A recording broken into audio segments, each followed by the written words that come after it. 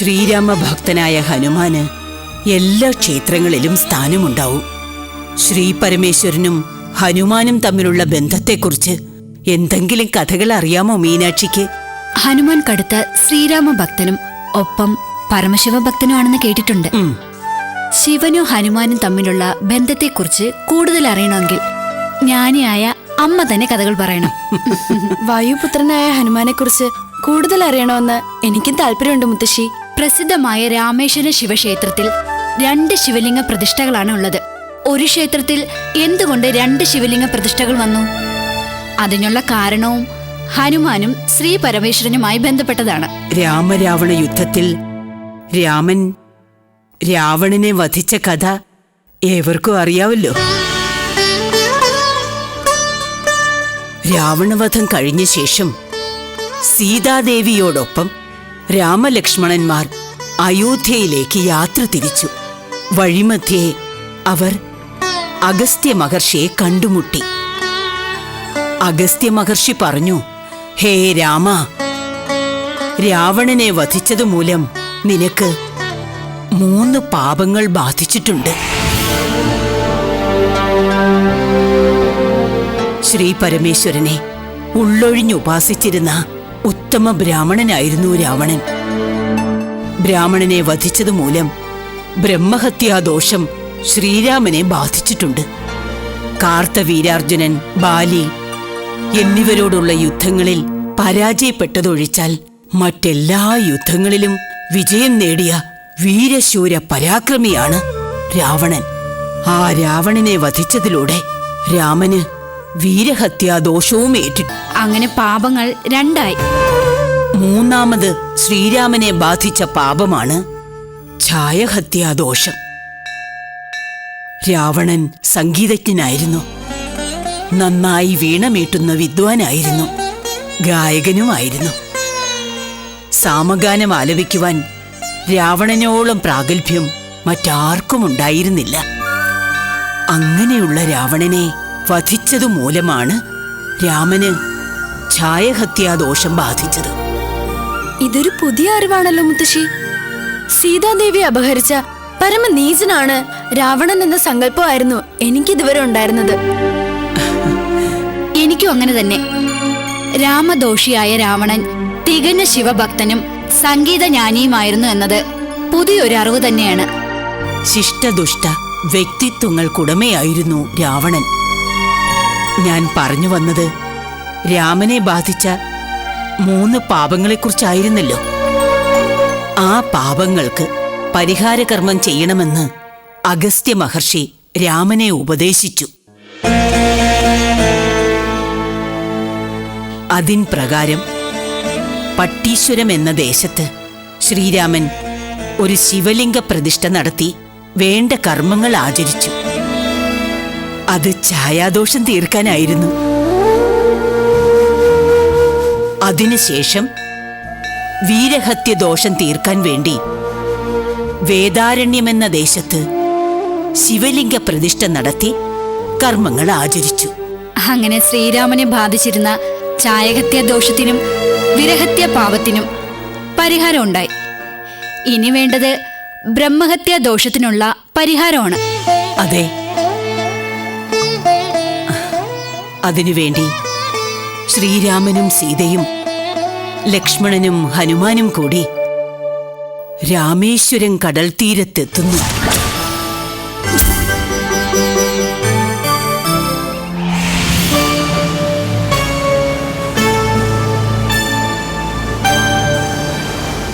ആഞ്ജനേയ, കൽപ്പിച്ചാലും സ്വാമി. പട്ടീശ്വരത്ത് ശിവപ്രതിഷ്ഠ നടത്തി കർമ്മങ്ങൾ അനുഷ്ഠിച്ചതോടെ എന്നെ ബാധിച്ചിരുന്ന ഛായാഹത്യാദോഷം ഇല്ലാതെയായി. വേദാരണ്യത്തിൽ പൂജയും പ്രതിഷ്ഠയും നടത്തിയതോടെ വീരഹത്യാദോഷവും തീർന്നു. ഇനി മാറ്റേണ്ടത് ബ്രഹ്മഹത്യാദോഷമാണ്.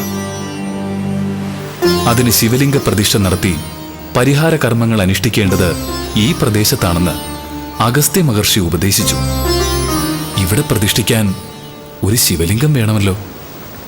അടിയൻ സ്വാമിൻ, പട്ടീശ്വരത്തും വേദാരണ്യത്തിലും നമ്മൾ ശിവലിംഗം സ്വയം നിർമ്മിച്ചുണ്ടാക്കിയതാണല്ലോ. ഇവിടെയും നമുക്ക് ഒരു ശിവലിംഗം നിർമ്മിക്കാവുന്നതേ ഉള്ളൂ. ആഞ്ജനേയ, പട്ടീശ്വരത്തും വേദാരണ്യത്തിലും പശിമയുള്ള മണ്ണ് ധാരാളം ലഭ്യമായിരുന്നു. അതിൽ ശിവലിംഗം തീർക്കുക ക്ഷിപ്രസാധ്യവുമായിരുന്നു. ഇവിടെ പശിമയുള്ള മണ്ണ് കിട്ടാനില്ല, എങ്ങും മണൽപ്പരപ്പ് മാത്രം.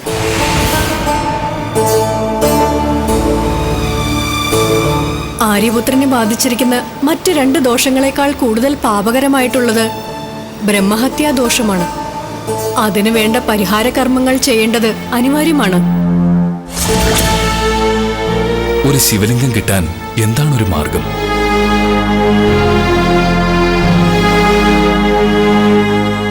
അടിയൻ ആലോചിച്ചിട്ട് ഒരു മാർഗമേ തെളിയുന്നുള്ളൂ.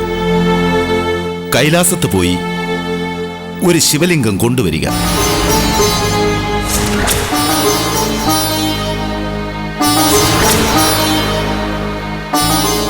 സ്വാമി അനുവദിച്ചാൽ അടിയൻ കൈലാസത്ത് പോയി ശിവലിംഗം കൊണ്ടുവരാം.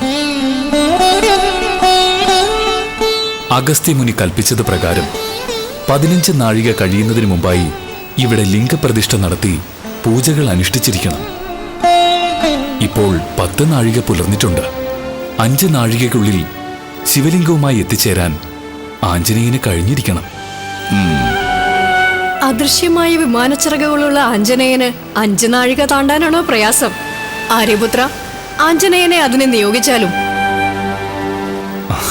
ശരി, അങ്ങനെയാകട്ടെ. മുഹൂർത്തം തെറ്റാതിരിക്കാൻ പ്രത്യേകം ശ്രദ്ധിക്കണം. കൽപ്പന പോലെ.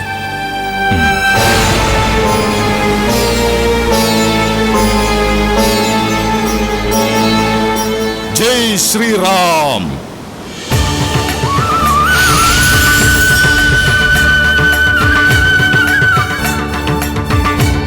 മനോജവം മാരുതതുല്യവേഗം ജിതേന്ദ്രിയം ബുദ്ധിമതാം വരിഷ്ഠം വാതാത്മജം വാനരയൂഥമുഖ്യം ശ്രീരാമദൂതം ശരണം പ്രപദ്യേ. ശ്രീരാമദൂതം ശരണം പ്രപദ്യേ.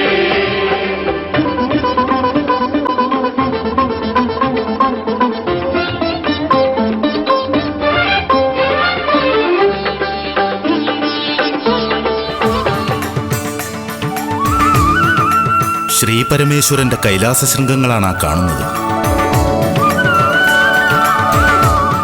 ആ പുണ്യസ്ഥലിയിൽ പാദം പതിയുന്നത് തന്നെ മഹാസുഹൃതം.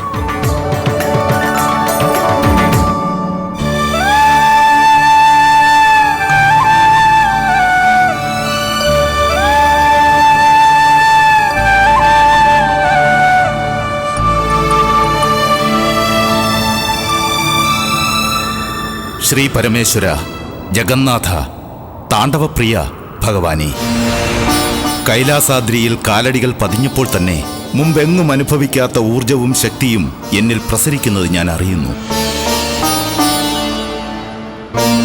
ഹിമവാഹിനി പെയ്തിറങ്ങുന്ന കാഴ്ച നയനാഭിരാമം തന്നെ.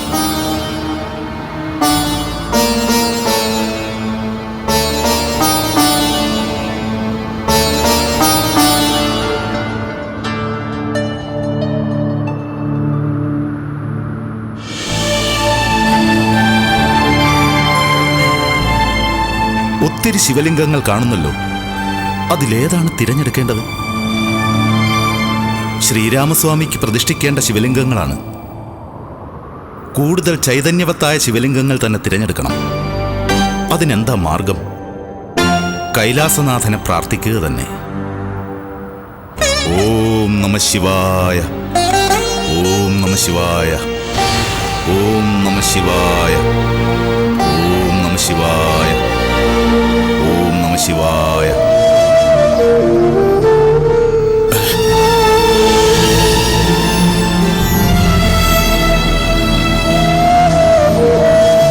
ദിവ്യപ്രകാശം പരക്കുന്ന 3 ശിവലിംഗങ്ങളാണ് ഏറ്റവും ശ്രേഷ്ഠമായിട്ടുള്ളത്.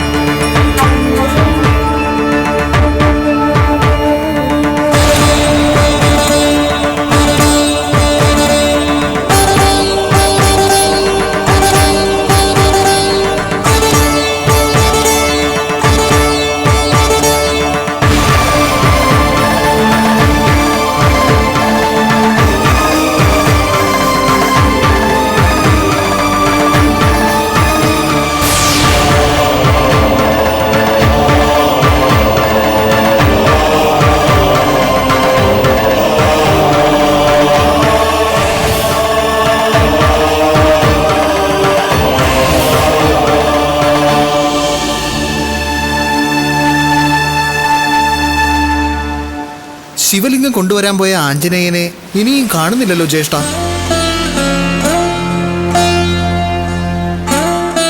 അതെ, ആഞ്ജനേയൻ എന്താ ഇത്രയും വൈകാൻ കാരണം? മാർഗമധ്യേ വല്ല പ്രതിബന്ധവും ഉണ്ടായി കാണുമോ? ഏത് പ്രതിബന്ധത്തെയും തരണം ചെയ്യാൻ ശക്തനല്ലേ ആഞ്ജനേയൻ. കൃത്യനിഷ്ഠയും ഉത്തരവാദിത്ത ബോധവുമുണ്ട്. പ്രത്യേകിച്ചും അവന്റെ സ്വാമിയായ രാമന്റെ ആവശ്യങ്ങൾ കൃത്യമായി നിറവേറ്റാൻ ഒരു വൈമനസ്യവും കാട്ടുന്നവനല്ല ആഞ്ജനേയൻ. മുഹൂർത്തം തെറ്റാതെ ശിവലിംഗ പ്രതിഷ്ഠ നടത്തി കർമ്മങ്ങൾ ആചരിച്ചാലേ ബ്രഹ്മഹത്യാ പാപത്തിൽ നിന്ന് അങ്ങേക്ക് മുക്തിയുള്ളൂ. അഗസ്ത്യമാമുനി അത് പ്രത്യേകം അരുൾ ചെയ്തത് ഓർക്കുന്നില്ലേ ദേവ? ഓർക്കുന്നു. ആ ഓർമ്മ ആഞ്ജനേയനുമുണ്ടാകും. മുഹൂർത്തത്തിന് മുമ്പ് തന്നെ എത്തിയിരിക്കും. അല്ല, ദേവിക്ക് അയോധ്യാപുരിയിലെത്താൻ തിടുക്കമായോ? 14 സംവത്സരക്കാലത്തെ ദീർഘമായ വേർപാടിന് ശേഷമുള്ള അയോധ്യാപ്രവേശമല്ലേ? മാതാശ്രീമാരെയും ഭരതശത്രുഘ്നന്മാരെയും പെട്ടെന്ന് കാണണമെന്നൊരു മോഹം. നമ്മുടെ ആഗമനത്തെ ആകാംക്ഷയോടെ പ്രതീക്ഷിക്കുന്ന അയോധ്യാപുരവാസികളെയും കാണണം. പിതാശ്രീ ദശരഥ മഹാരാജാവില്ലാത്ത അയോധ്യ എന്നെ സംബന്ധിച്ചിടത്തോളം ശുദ്ധശൂന്യമാണ്. അവസാന നാളിൽ 4 പുത്രന്മാരെയും വേർപിരിഞ്ഞ വേപതുവോടെ നീറി മരണം വരിച്ച പിതാശ്രീയുടെ ചിത്രം.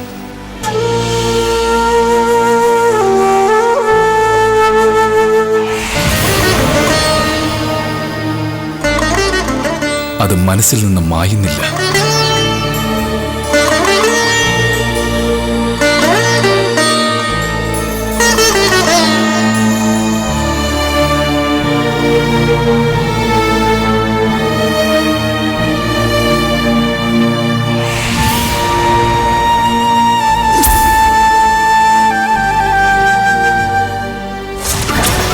ഭൂമിയിൽ വളരെ ആഴമുള്ള ഒരു ഭൂപ്രദേശത്ത് ഹനുമാൻ ഒരു മല കാണുന്നു.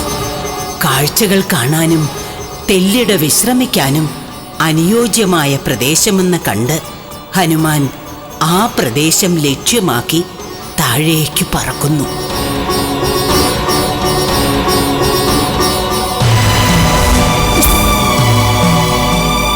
ഈ പ്രദേശത്തെ മലയാഴം എന്നറിയപ്പെടുന്നു. ഈ മലയാഴമാണ് കാലാന്തരത്തിൽ മലയാളം എന്നറിയപ്പെട്ടത്.